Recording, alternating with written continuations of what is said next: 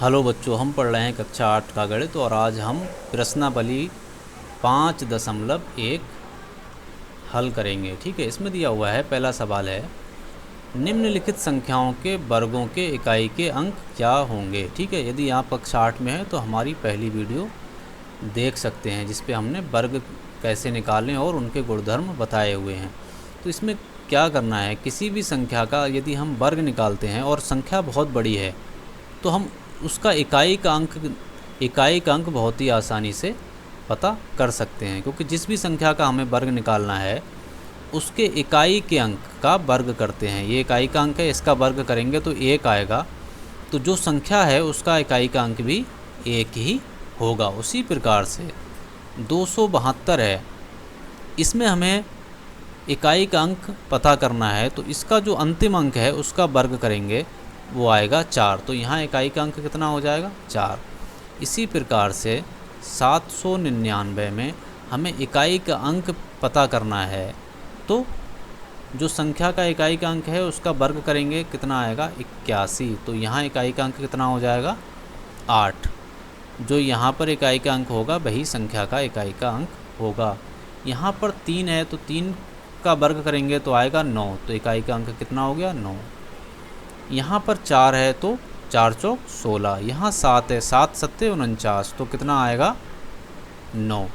ये है 52,698। तो इसमें हमें वर्ग संख्या का इकाई का अंक बताना है, तो हम इसके संख्या के इकाई के अंक का वर्ग निकालेंगे, 8 अट्ठे 64। तो यहाँ पर जो इकाई का अंक आ रहा है वही इस संख्या का भी इकाई का अंक होगा। अब ये दो संख्याएं बची हुई हैं, 12,796 और 55,555। इसका इकाई का अंक आपको बताना है। ठीक है, अगला सवाल देखते हैं। देखिए, ये दिया हुआ है निम्नलिखित संख्याएं स्पष्ट रूप से पूर्ण वर्ग संख्याएं नहीं हैं, इसका कारण बताइए।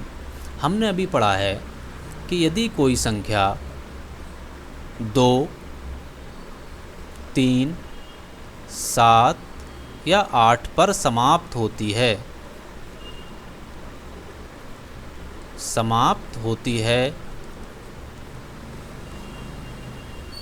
तो क्या होगा, वो पूर्ण वर्ग नहीं होगी, पूर्ण वर्ग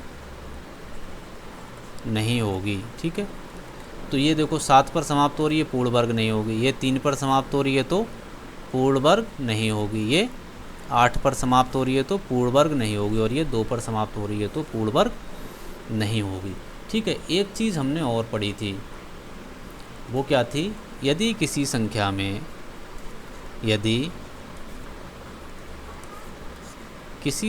में शून्यों की संख्या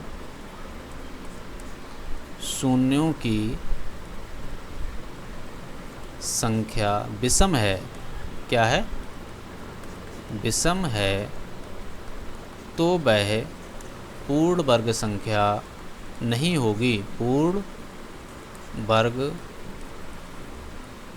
संख्या नहीं होगी। जैसे यहाँ पर कितने जीरो हैं, 3 है, तो ये विषम है, पूर्ण वर्ग नहीं होगा। यहाँ पर कितने जीरो हैं, 3 है, ये भी विषम है। यहाँ पर 1 है तो ये भी विषम है। ठीक है, तो ये कारण हो गया हमारा, क्योंकि अंतिम अंक इनके 2, 3, 7 और 8 हैं, या फिर विषम जीरो हैं, इसलिए ये पूर्ण वर्ग संख्याएं नहीं हैं। ठीक है, अगला सवाल देखते हैं।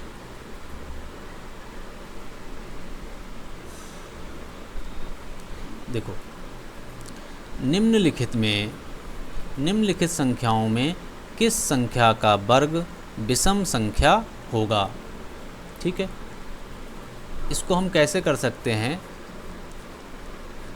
जिस वर्ग का अंतिम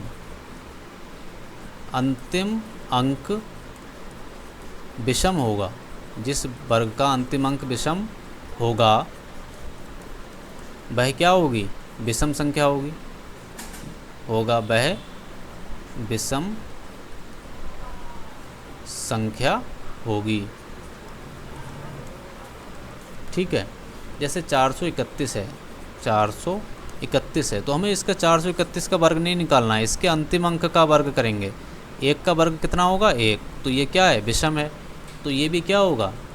ये विषम होगा।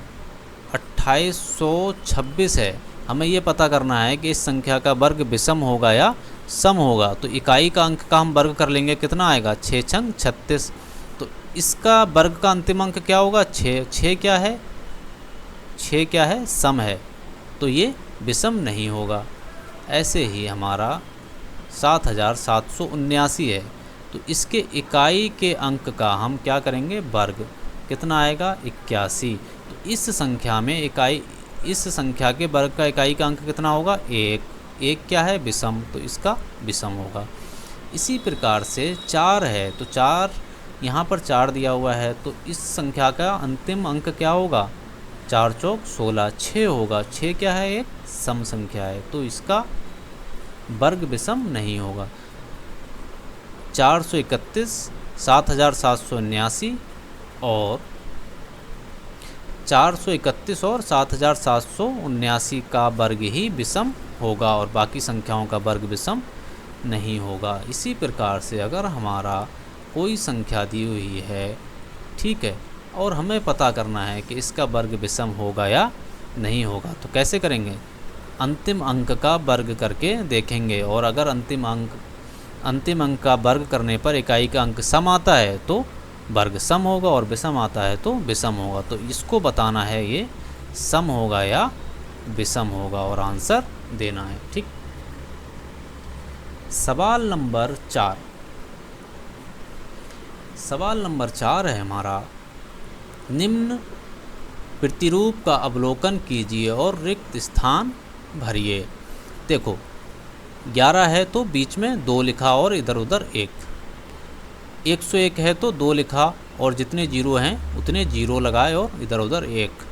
यहाँ पर देखो सेंटर में 2 है और लेफ़्ट राइट में 1 है। बीच में कितने जीरो हैं? 2 और 2 4। तो यहाँ पर कितने जीरो आ जाएंगे? 4। और इधर भी कितने जीरो आ जाएंगे? 4। यहाँ पर सबसे पहले हमें पता है बीच में सेंटर में 2 आएगा और इधर उधर 1 आएगा, और जितने जीरो हैं 1 2 4 जीरो 6 जीरो हैं, तो बीच में कितने जीरो आ जाएंगे? 6 जीरो आ जाएंगे। ठीक है, 1 2 3 4 5 6। ठीक, ये एक पैटर्न है जिसको हमें ध्यान देना है। सवाल नंबर 5। सवाल नंबर 5 क्या बोल रहा है? देखो 101 है तो 2 बीच में है और इधर उधर 1 है। 1 0 1 है तो 2 बीच में है, इधर उधर 0 है। इसी प्रकार से यदि 1 0 1 0 कितनी बार 1 कितनी बार आया है? 3 बार, तो यहाँ 3 है। यहाँ 1 कितनी बार आया है? 4 बार, तो यहाँ पर 4 होगा। ठीक है, और उसके बाद 0, उसके बाद 3, उसके बाद 0, उसके बाद 1। इसी प्रकार से यहाँ पर 0, उसके बाद 3, उसके बाद 0, उसके बाद 2, उसके बाद 0, उसके बाद 1। क्या है? देखो यहाँ पर 2 जगह पर 1 आया है, तो यहाँ सेंटर में 2, उसके बाद 0 और 1। यहाँ पर 3 जगह पर 1 आया है तो सेंटर में 3, उसके बाद 0, फिर 2, फिर 0, फिर 1। इसी प्रकार से यहाँ पर 4, उसके बाद 0, फिर 3 0, फिर 2, फिर 0, फिर 1, इस प्रकार। ठीक है, यहाँ पर 5 है तो यहाँ 1 कितनी बार आएगा? 5 बार।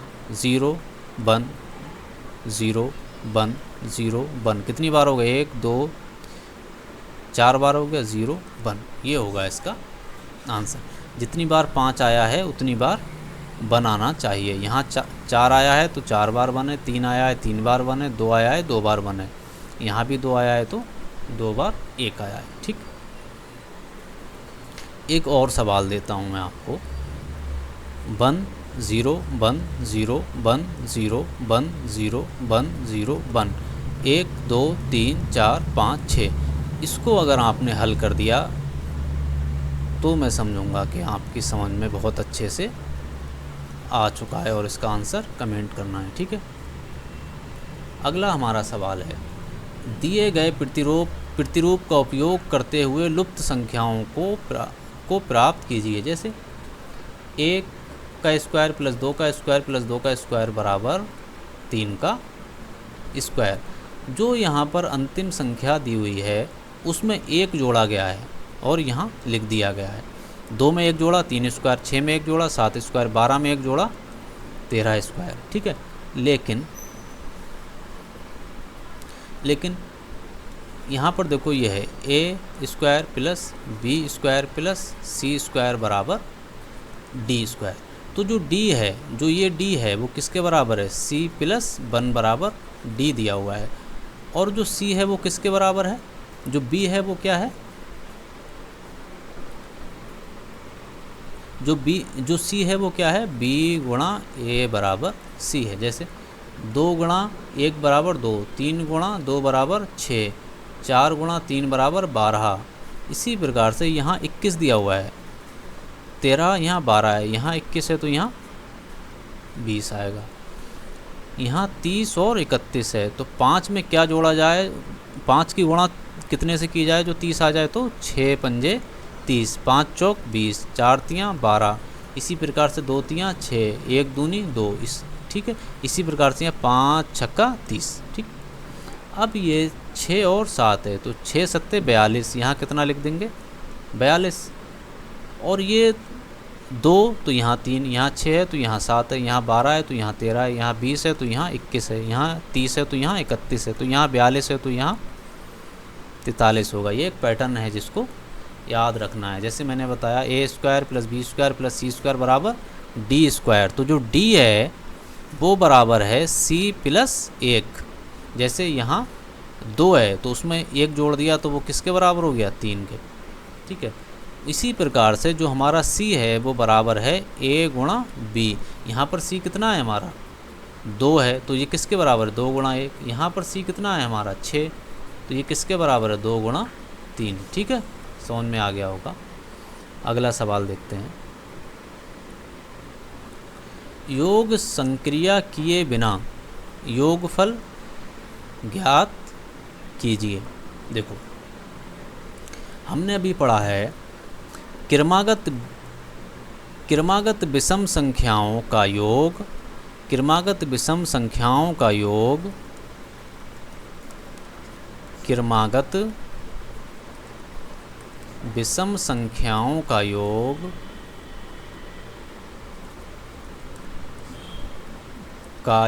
क्या होता है? वर्ग संख्या होता है। वर्ग संख्या होता है। अभी पढ़ा है हमने। यहाँ पर कितनी विषम संख्या? 1 2 3 4 5। तो ये 5 स्क्वायर के बराबर होगा तो कितना हो जाएगा? 25।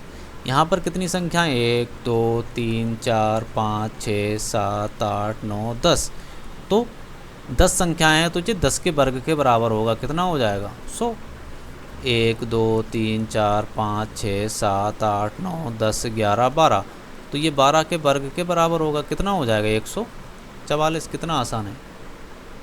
ठीक है, तो विषम संख्याओं का योग किसके बराबर होता है? n स्क्वायर के बराबर। क्रमागत विषम संख्याओं का योग, क्रमागत विषम संख्याओं का योग, क्रमागत विषम संख्याओं का योग किसके बराबर होता है? n square. ठीक, अगला सवाल है 49 को 7 विषम संख्याओं के योग के रूप में लिखिए।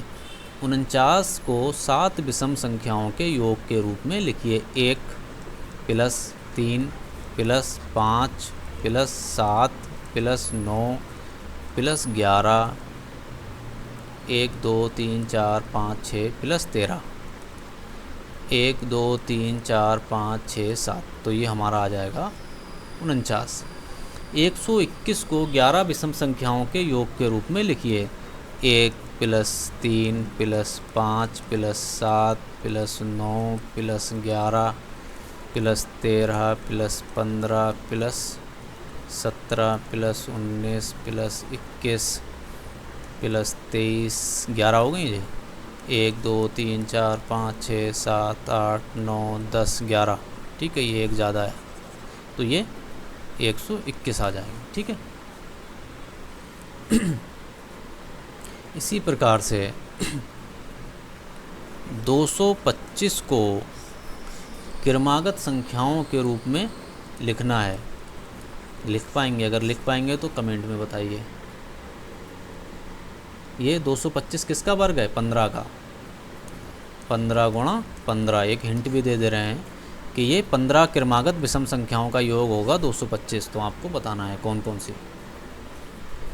निम्नलिखित संख्याओं के वर्ग के बीच में कितनी संख्याएं आती हैं? ये क्रमागत संख्याएं हैं। 12, 13, 25, 26, 99 और 100। 12 का स्क्वायर और 13 का स्क्वायर। तो हमने बताया था इनके बीच में 2n संख्याएं होती हैं। n क्या होता है? जो पहली संख्या दी हुई है। तो 12 गुणा 2 कितनी आएंगी? 24। यहाँ कितनी होंगी? 2n। 2 गुणा 25 50। यहाँ 99 और 100। तो 2n कौन सा वाला होगा? प्रथम संख्या 99। तो ये हो जाएगा 198। बहुत ही आसान है। ठीक है, यहीं पर एक्सरसाइज 5.1 ख़त्म होती है। ठीक है, अगले वीडियो में हम नेक्स्ट एक्सरसाइज को हल करेंगे।